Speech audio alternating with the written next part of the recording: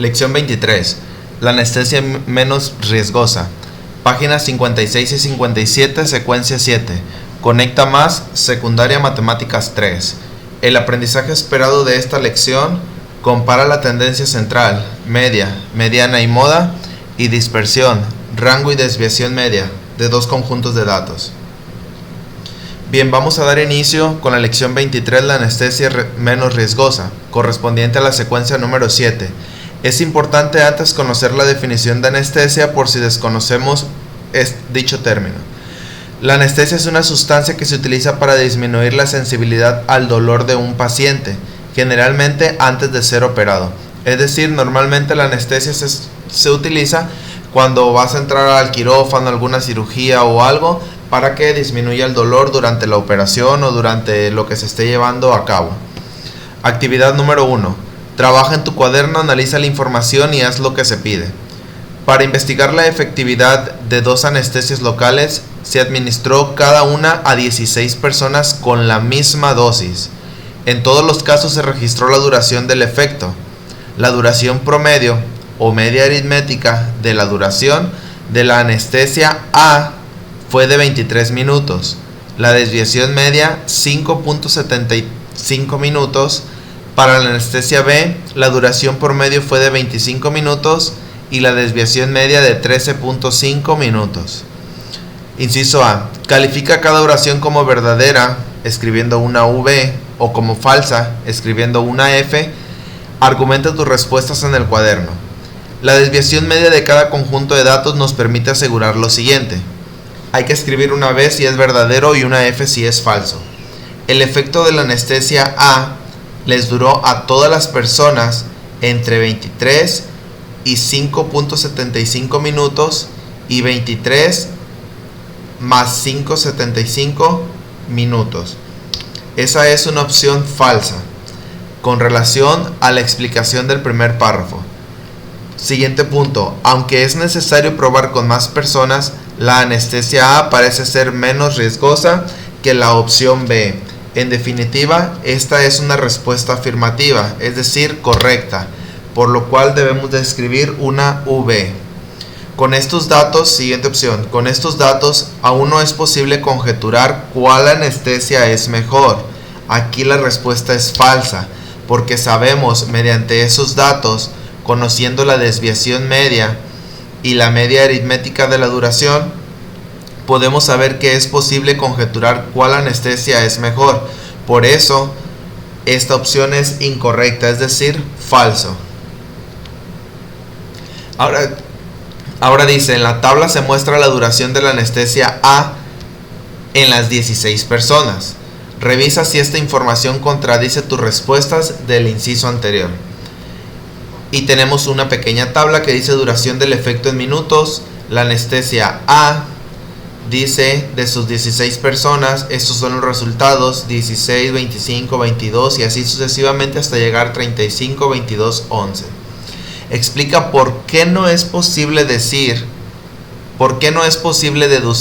el rango de un conjunto de datos aunque se conozca la media aritmética y la desviación media.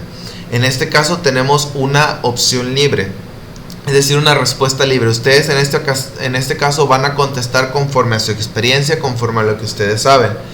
Yo les brindo una pequeña respuesta que dice que esto es debido a que la desviación media muestra qué tan dispersos están los datos, pero no nos dice dónde están exactamente.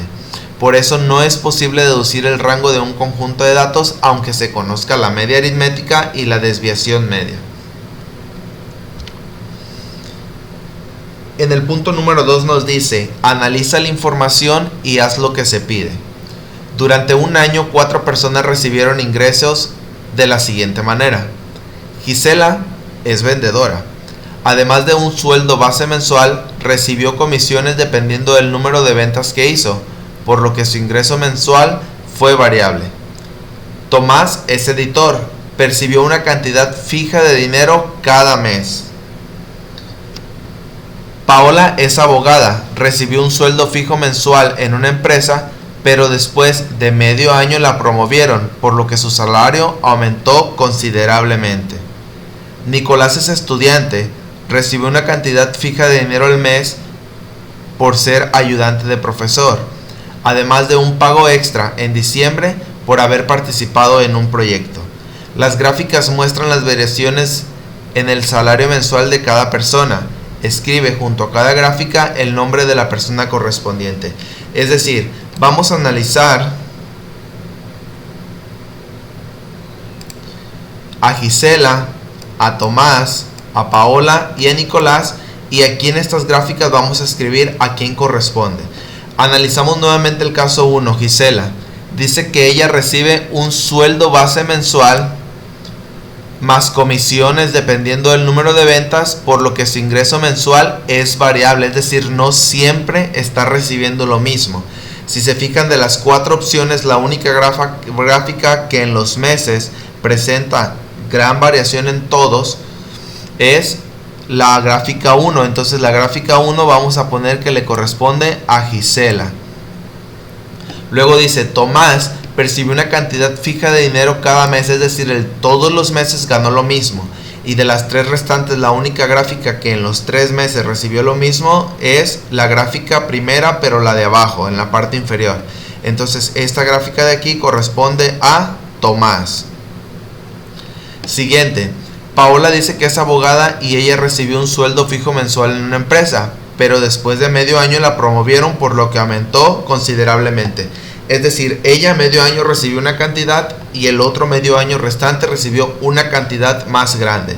La única de las 2 restantes que presenta la mitad del mismo, que es hacia la izquierda, y la mitad del mismo hacia la derecha, es la gráfica número 4. Por esto, esta gráfica le corresponde a Paola.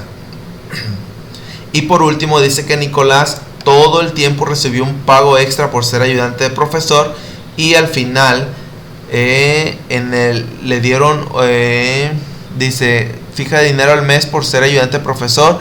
En diciembre le dieron un pago extra, y si se fijan aquí, diciembre es el único que tiene un pago diferente, entonces esta le corresponde a Nicolás.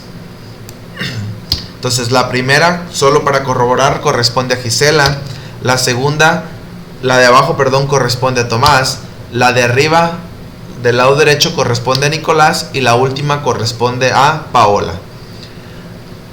En la parte inferior del libro nos aparece un taller de matemáticas que viene en un recuadrito de color verde.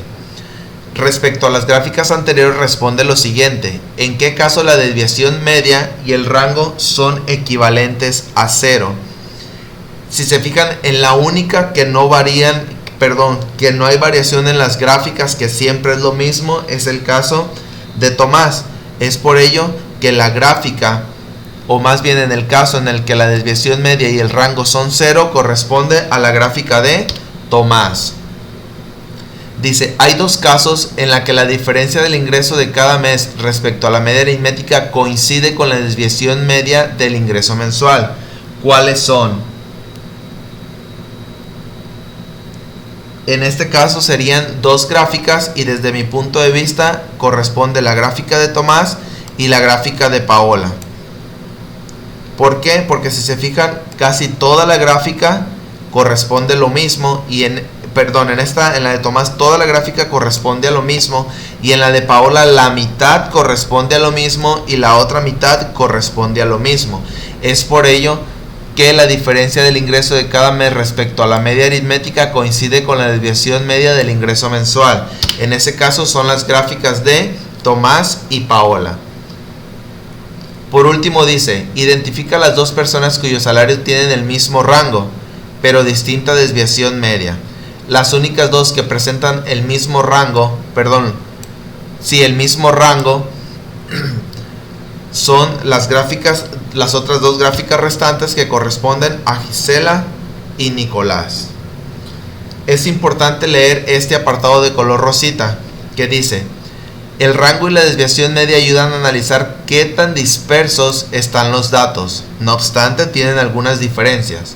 El rango muestra entre qué par de números están ubicados los datos, mientras que la desviación media indica qué tan separados están los datos de la media aritmética.